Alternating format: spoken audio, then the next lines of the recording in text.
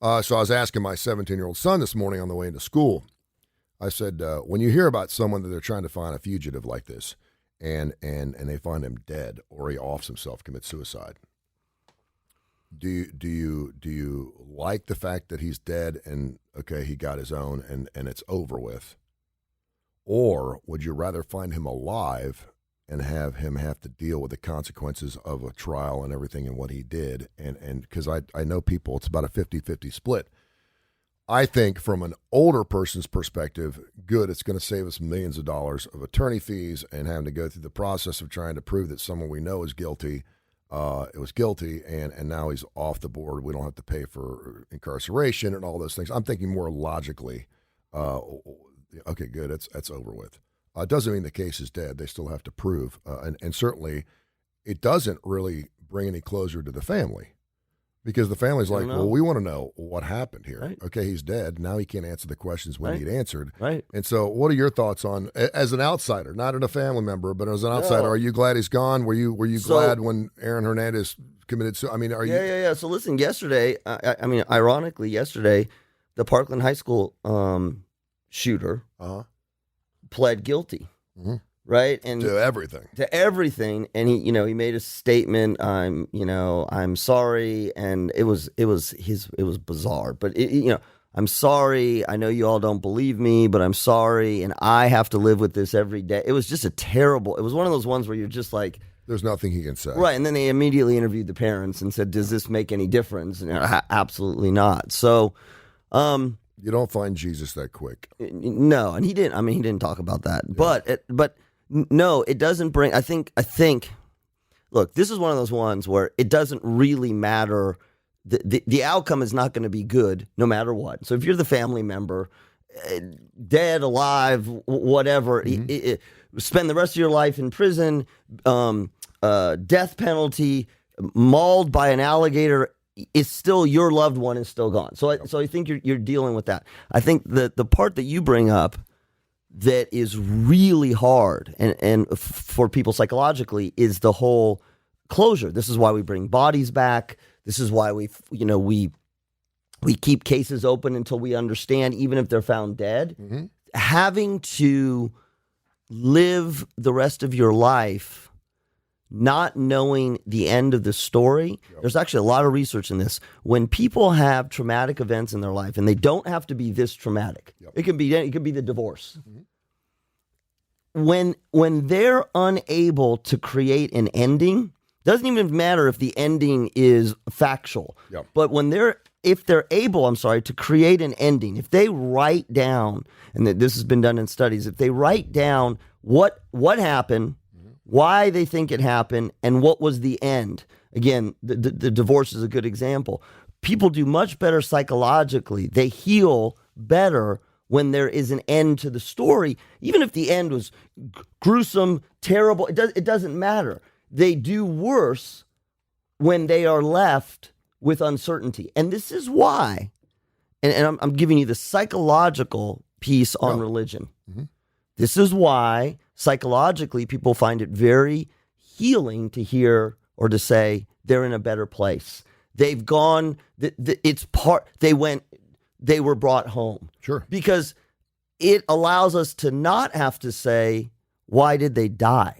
Right? Because when someone dies and you say, why did they die? Now you're left with uncertainty. It's the whole part of uncertainty. So if we're able to say it was their time, it was God's decision, it was God's plan, that's one.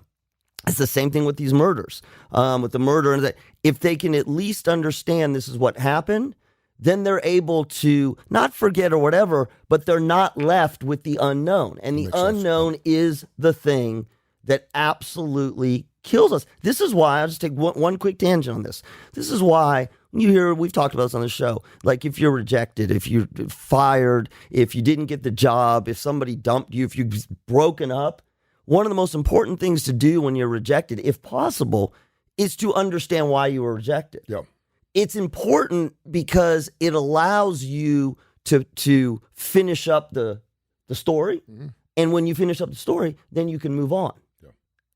And to learn why it went down the way it did. I mean, that's the thing. And a lot of people, normally, if you're being ghosted by someone or someone's not returning your phone calls or whatever, if you're comfortable enough to do it, it's okay to reach out and go, hey, listen.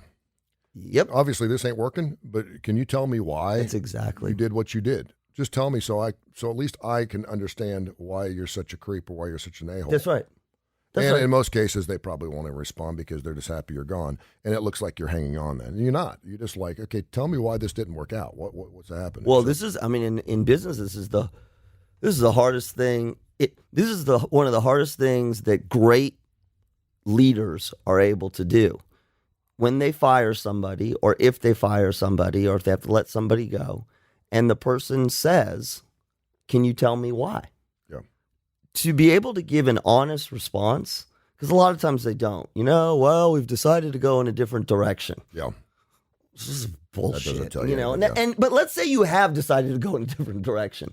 The type of response that you get or that you give can mean the difference between somebody being able to really move on with their life and kind of forever scarred. Yeah. And again, I know that I'm not trying to equate that in any way to what happened in the murders, but I'm telling you psychologically, there's that common thread there. Yeah. It's the uncertainty. And it's almost a responsibility. Yeah. Again, it could be the way they dress. It could be their overtly sexual, flirtatious nature in the office place. It could be whatever. I think it's important. Well, one of the reasons they probably don't tell them is because they're afraid of the liability. That's exactly. You're firing them because, and you always want to put a number on it. We got fired because our numbers fell. Right. Okay, we lost 40% of our audience when we were on the opening drive. We lost 40% of our audience, which was ridiculous. That for 1 month and us, that was the linchpin. That was the straw that broke the camel right. for us. There was a lot of different things, and we were all going in different directions. But it is important if you can, and they may have a lawyer standing next to them when they do, because I've lived long enough and I've worked in the radio business. It's amazing because we're like coaches. We get fired from one place, we'll show up at another place, and then we'll end up back to where we were before. We put our tail between our legs, and for some reason things have changed, and now we're invited back. We see it all the time. Saw it with Matt McLaren from Jocks. He gets fired, and next thing you know, he's working with Jocks. I mean, you never know when that person, and you never know when your boss is going to end up working below you. That's right. And it happens in all industries, and so it's important to be clear and transparent in why something doesn't particularly work. So.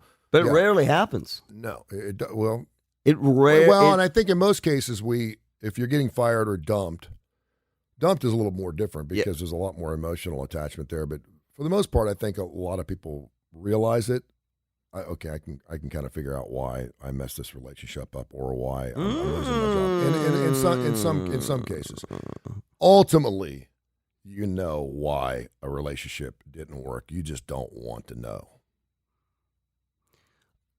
Most times. This is therapeutic, right? Yeah. Well. I mean, ultimately, you can figure it out. I see a lot of it. It may take a little. It may take a hot moment. Yeah, and the worst thing you hear is, well, if you don't know why I'm not going out with you anymore, then you got some real issues, and that's obviously not the thing you want to hear. But it just brings closure, and so from that standpoint, I did want to see him found alive. I want to know why it happened. Obviously, there was some type of abusive thing going on there for a period of time. Yeah. They're really coming down hard on the police who did the stop. Let me ask you something. Yeah.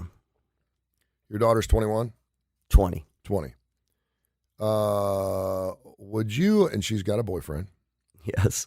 What if she said, Dad? No, never. Forget it. She's 20. She can do whatever the hell she wants. Well, yeah. But I'm going to take, because I had a really interesting discussion with my program director yesterday, who's a free spirit. Yeah, he is. And moves around and does different things. And that's what I love about him. He works wonderfully here because of his creativity. Yes. But I'm like, dude, even if I knew her boyfriend, and I guess they were fiancés, right? They were getting married, correct? Weren't they? I thought wasn't Petita not your girlfriend? Not yet. That's next week. Okay, that's next week. But if a 24-year-old, I don't know how old he was, 24, 25, 20, whatever, and my daughter, who was 22, I think she was, decided to go, and I don't know if they've done this in the past, I don't know, and said, we're going to take a month and a half, get in a van, and we're going to drive out to Wyoming, and we're going to explore the West for the summer. As a father, it would freak me out. Yeah. I'd have to know this kid really, really well. There's nothing I can do to stop her. And I'm sure for every one of these Petito laundry stories, there's 100 that end up very, very well. Absolutely. She did document a lot of things. She was YouTubing videos, sending Instagrams and stuff. And so you kind of keep track of where they were and what they were doing and her facial expressions and how things were going. And then, you know, we heard about the last post she had that was kind of strange. It was a text. I can't text. I have no cell service, whatever. First of all, if you're texting or sending someone to someone and you're saying you have no cell service, you do now. Well, I mean, this is why. Listen, this is why I can't imagine myself digging that. No, I'm like, not. okay, well, how are you going to pay for everything? Yeah, where are you going to live? I mean, I realize they're already getting nasty with each other because they're getting married. But I'm like, so where are you sleeping? How are you going to? Dude, at that point, you're not worried. The sex part is like the least of your problems. Yeah, but I can't believe. And maybe in hindsight, the parents are now looking back and going, you know, there were a couple situations where we were kind of scratching our heads, but we liked him and she loved him, and so we were kind of like, okay. But this is why they're really dialing in. Again, it's a tragic end, and so it matters and it doesn't matter. They're really dialing in on that domestic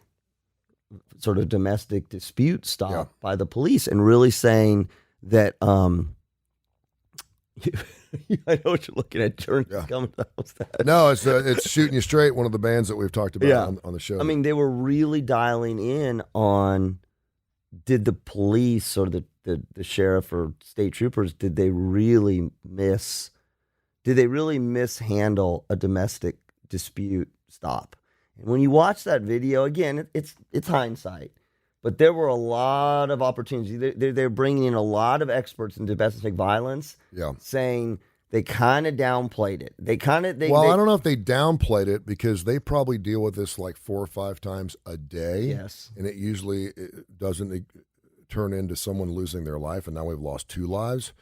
But but to put the responsibility on her to say, no, things aren't going well. I mean, she admitted that he slapped her, and then you heard the whole. Well, you know, but she tried to scratch me, and you're kind of like, okay. I mean, it's real easy to look at that in hindsight and go, boy, I wish we'd asked more questions. I thought they were fairly thorough. The fact that someone called 911 and saw some guy slapping some girl on the interstate and they even investigated it, I think shows that at least there was some interest there. They pulled them over. Of course. They asked the questions. And again, you're at a point where, okay, what do you want to do here? Or do you feel for your, I agree. life? Agree. They were talking about it. I don't know if there's any more they could have done. But again, I don't, when you steal, you never get caught the first time. Right. So this is something to me anyway that I thought was probably ramping up to this extent. And it's unfortunate because you would like to think someone is cognizant enough to say, listen, I'm in a really bad situation, come get me. Or Well, but a lot of times domestic violence. Well, and a lot of times, this makes it really ugly, right?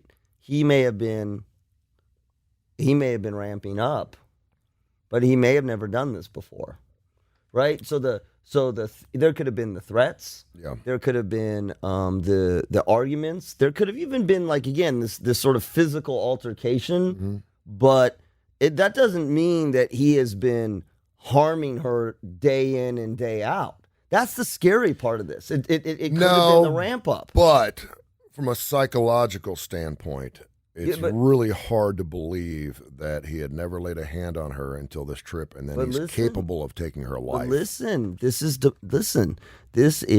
the story of a lot of domestic violence. Yeah, I know. This is the threat, and then you say you're sorry. Yeah. This is the sort of the impulsive as you're driving down. If you do this one more time, I'm going to open the door and push you out. Can we do a public service announcement here? Sure.